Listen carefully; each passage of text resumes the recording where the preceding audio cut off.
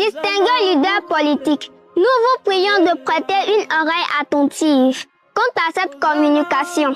Nous ne sommes pas à ce lutrin pour faire du bruit, mais pour que le silence des enfants prenne enfin la parole. Nous ne sommes pas là pour jouer, mais pour pleurer sans larmes. Ce que les adultes oublient parfois, que nous aussi, nous sommes la République. Nous sommes deux, mais derrière nous, il y a des milliers, des enfants comme nous qui veulent grandir en toute quiétude. Des enfants qui ont des cartables, pas des gilets pare-balles. Des enfants qui veulent apprendre à lire, écrire, compter, calculer, pas à fuir.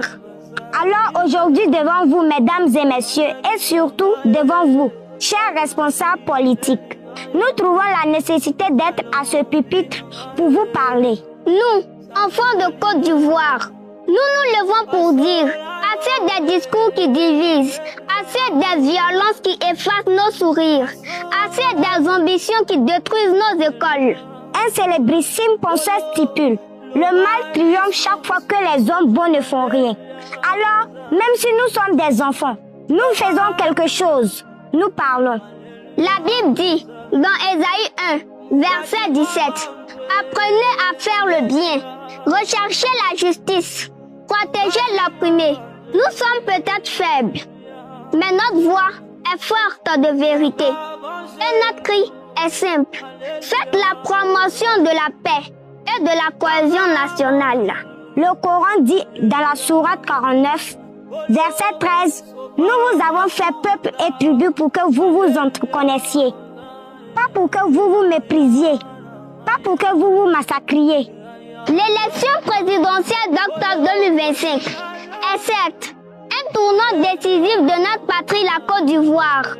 Mais elle doit plutôt être un simple devoir civique après lequel chacun arrivera à vaquer sereinement à ses occupations. Mais si votre voix divise, c'est notre école qui brûle. Si vos paroles enflamment, c'est notre avenir qui se consume.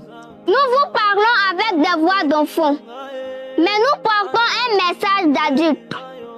Pas pour vous critiquer, mais pour contribuer à l'utilité commune, la paix. D'ailleurs, notre maître le tophytologue ne cesse de nous dire que la guerre est la mère de tous les malheurs. Il faut s'en défaire pour dessiner notre bonheur.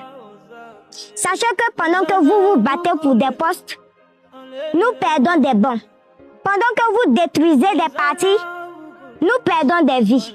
Nous voulons une Côte d'Ivoire qui écoute ses enfants, pas une Côte d'Ivoire où l'on enterre ses parents. Car quand une balle sort de sa tanière, elle n'a aucune coloration politique, ethnique, voire religieuse. Voyez ces enfants debout derrière nous. Ils ne parlent pas, mais ils espèrent. Ils espèrent qu'on n'aura pas à fuir, qu'on n'aura pas à pleurer, qu'on n'aura pas à fuir ces pays que nous aimons.